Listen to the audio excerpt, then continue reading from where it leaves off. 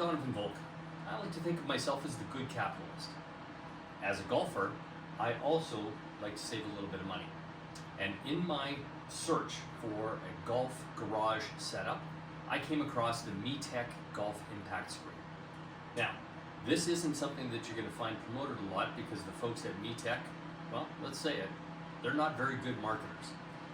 But if you're looking for a reasonably priced, fully retractable motorized golf screen, this might be for you. The video that I put together takes you through the entire installation process, from unboxing all the way through to final configuration and tracking of the unit up and down. Now, here's my opinion after using it for a few weeks, and I'll save you the time of watching the entire video. Do I think it's worthwhile and worth the $2,500 that I paid for it? In a word, yes. It's one of the least expensive options that you can have, and when you compare it to other fully retractable motorized screens, I don't think there's anything else that comes close to this price point. And the triple layer high impact golf screen has been fantastic.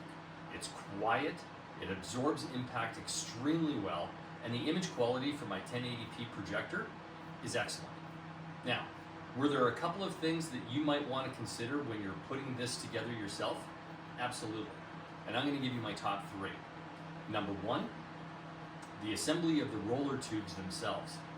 This was a little bit of an exercise, and my pro tip, spray a little bit of Duralube or other lubricant on the tubes because they are an extremely tight fit. Pro tip number two, instead of using the pulling cord or the strapping that they give you to pull the screen through the little channel that's in the roller tube, I recommend switching out and using Velcro.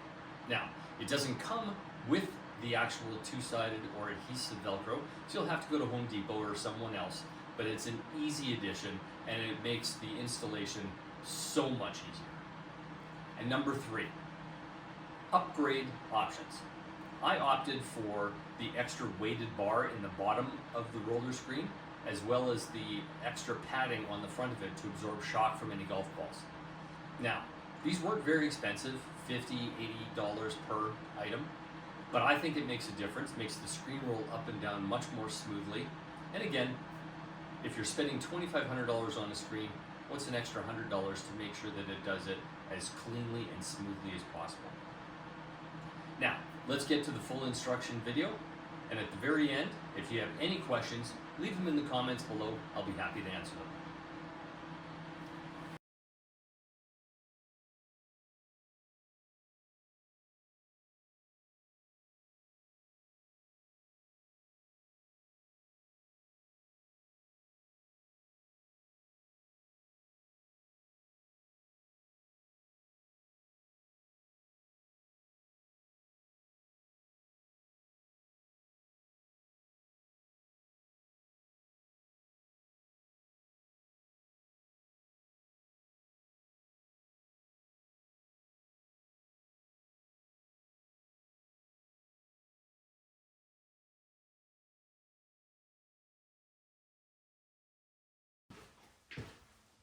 So now that we've laid out all of our pieces, we have our center and two side main bars that we're going to put together. We're instructed to use a wooden block in order on each end in order to secure them.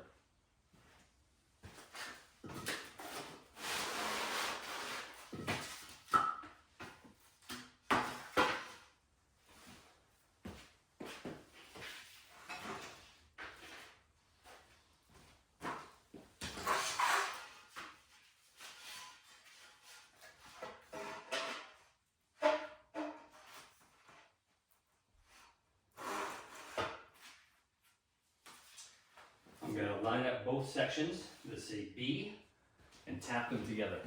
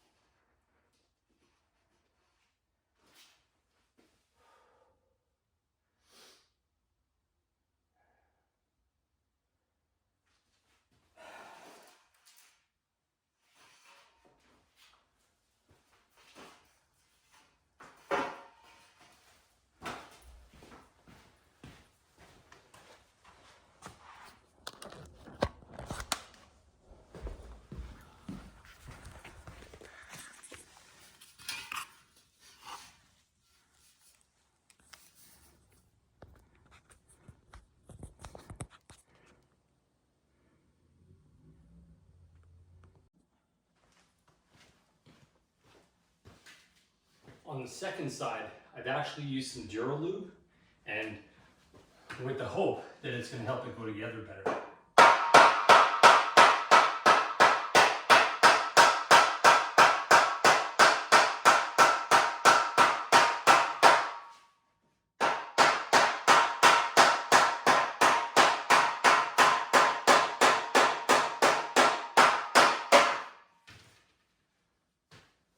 Much better.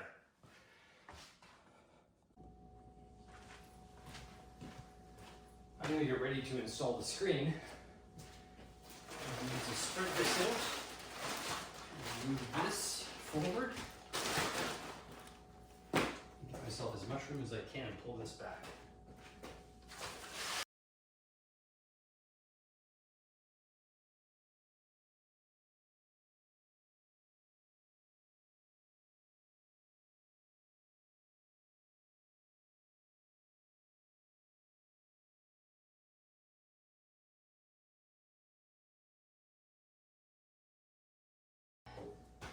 Now, you're going to be able to see that they've fused one of the edges of the screen. This is the top, and the bottom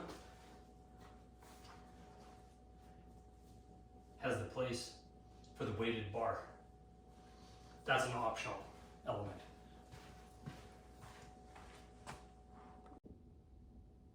The instructions say that we're supposed to join the metal tubes with 6 of these little machine screws per section. We do have enough for each section. We'll space them as indicated, about 6 inches apart, using a Phillips screwdriver.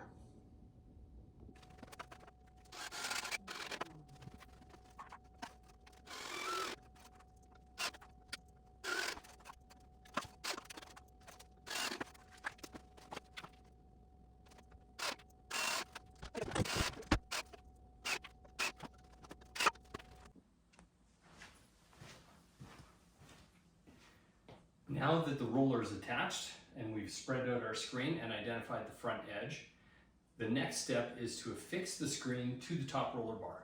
For that, they advise using this strapping and attaching it with about an 8-inch lead on the feed end. So whichever end you're going to start feeding it through, that's where your 8-inch extra goes. Then you start stapling it, starting with a cross staple, and I'm just using a good old swing line stapler. Here we go.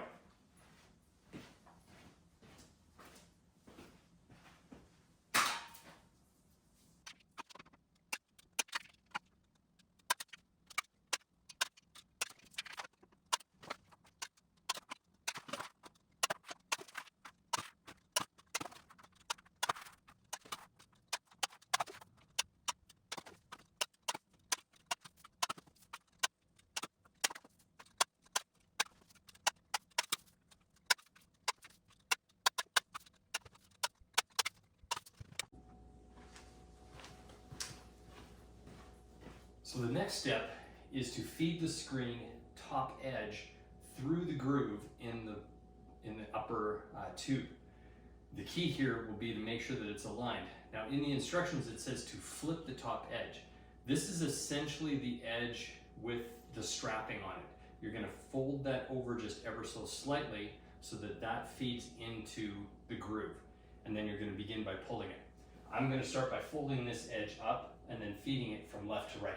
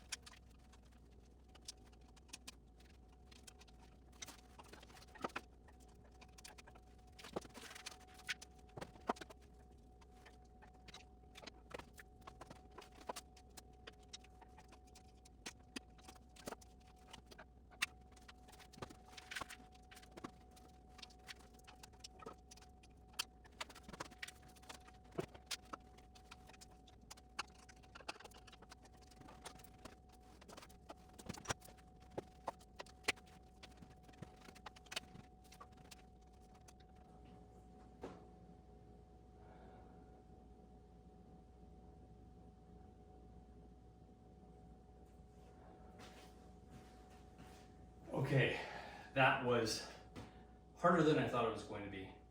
Because the upper tube was just slightly misaligned, I think that had something to do with it. But the first few feet were easy. Pulling the strapping through, once it's below the grooves of the upper tube canal, is pretty easy for the first few feet.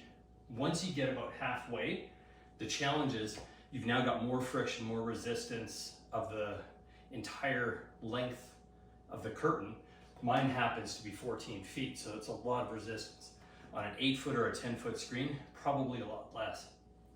Once I got to the end, here's a couple of pro tips. Grab a pair of vice grips to grab onto the 8-inch piece of cord or strapping that you have for pulling. It'll just make it easier. You can get a better grip and it doesn't hurt your hands. So, 2 pro tips there. It's on. Now it's time to roll it up. For that, I'm gonna have to get some help.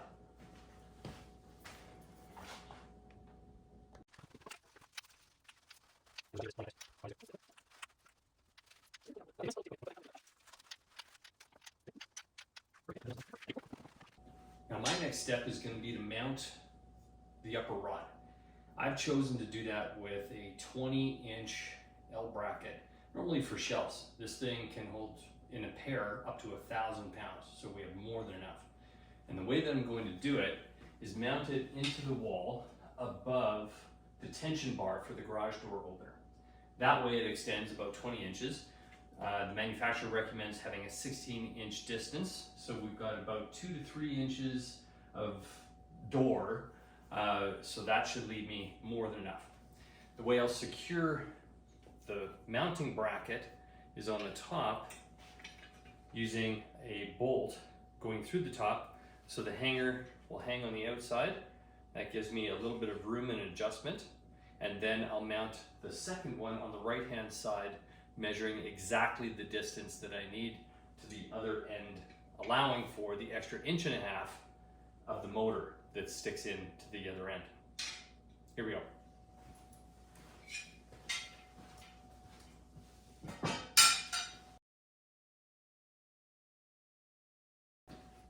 Now, I've already marked from the center of the garage 85 inches because my entire width of the upper rod, upper roller, is 170 inches. So halfway and over is 85 inches. Then from there I'll measure over to the right hand side, setting it up to be exactly what I need in terms of distance to hold the right hand side of the roller. Always make sure that it's plumb and level, and then I'll make sure that it's horizontally level across the top of the garage.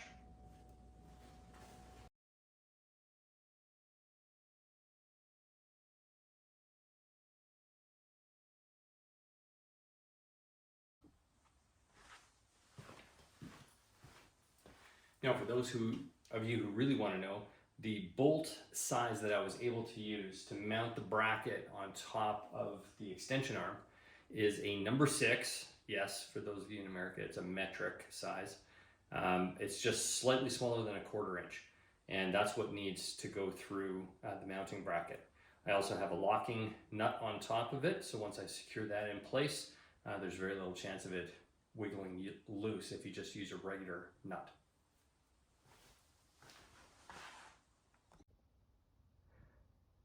This is the roller that goes in my left-hand side.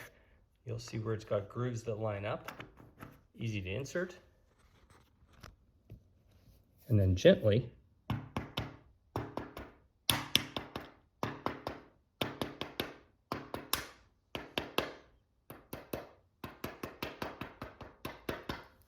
tap it into place. It'll later be anchored into the mounting bracket with a cotter pin to secure it. The motor assembly is going to go into my right-hand side and extend all the way into the top tube. It's interesting to note that there is a little guide that you have to make sure lines up properly. And there's a tiny little groove that it slides into right there. That'll allow that to seat against the outside of the motor. Then it's just a matter of lining it up and inserting it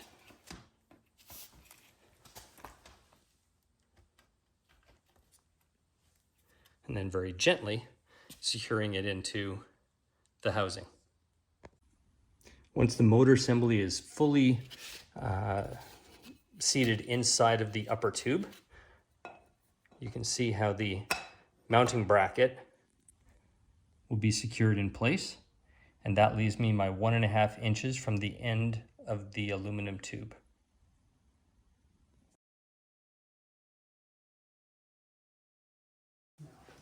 Another little handy tip and tool that I've found is this little Ryobi laser level. I actually use it for my Rapsodo launch monitor to make sure that it's level, but its actual intent is for walls, making sure that your lines are level if you're hanging pictures. In my case, I'm going to use it to make sure that my laser line makes my hanger bars exactly level. You never know how garages are built. It could be a little out of whack, and we want to make sure that the screen is perfectly level so that it lowers properly each way.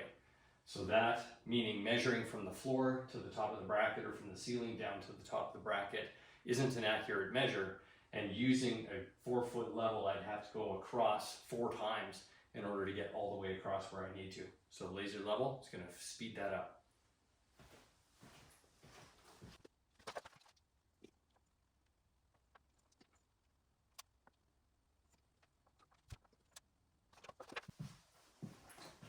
And just because I like to double check, you can see how the laser line is showing that it isn't exactly level in terms of the squareness of the door. So I'm going to check it with my big 4-foot carpenter level.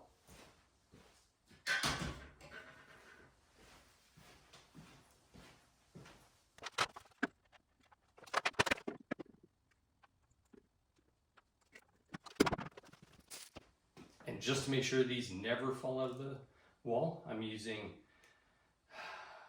1.5 inch lag bolts secured with my drill. I did drill a pilot hole into the other side simply because of where it was going into the 2x4. And if I need to do that, I'll do that again depending on where it ends up on the right hand side.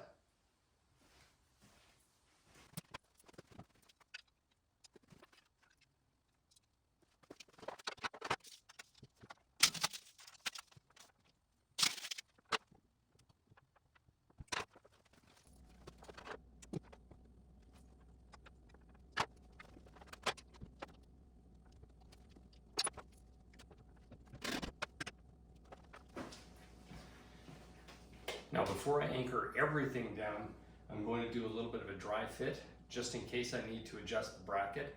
I'd rather move 1 bolt or lag bolt or screw than 3.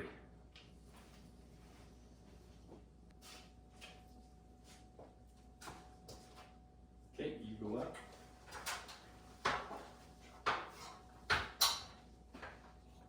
Lift your head.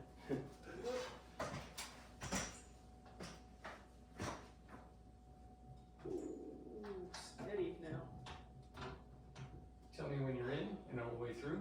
I can't.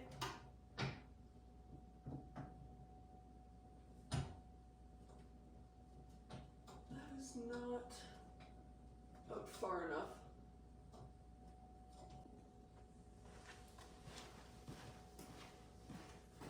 So my daughter was able to help me get the screen anchored up top. We had to have a couple of goes at it. And again, here's a little bit of a pro tip. The pin that goes in your non-motorized side isn't spring loaded. So as you try to guide it through the anchor bracket, you're going to need to be able to pull it out. So it's a tight fit through there. We tried using a twist tie just through the little pinhole and be able to pull it, but that was too thick. So we ended up just using my fingers to try to poke it through and then pull it from the other side using the little twist tie, or you could use a screwdriver just to pry it out a little bit and then put your cotter pin in. The right hand side wasn't as much of an issue because it's got its own little square anchor and it just sits down into the seat, so that was easier. Because the motor doesn't come with a 3-prong plug, it's just bare wire, you're going to have to get some type of a plug in order to wire it up, and that will be a tomorrow exercise.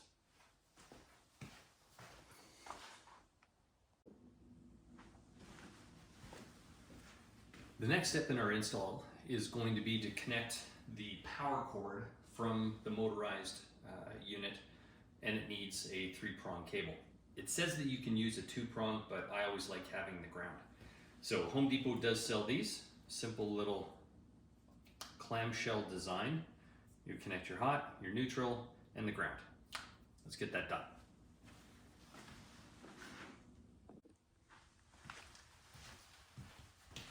Final step will be to get the remote working. I do like that the METechs remote comes with a little wall anchor. Some screws to attach it. This way you never lose it. Let's get this connected and going.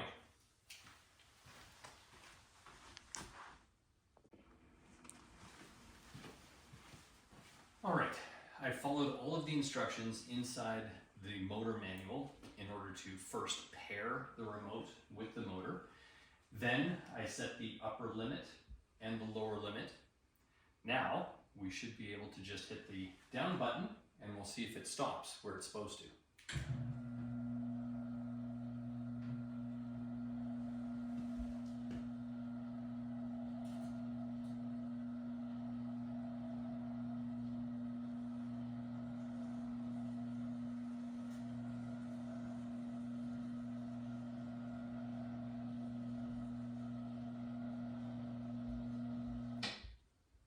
Perfect. Just above the floor, because I have some artificial turf that I'll be laying just below that. And now it's time to store it away, making sure that it's above the garage door track itself. Back up we go.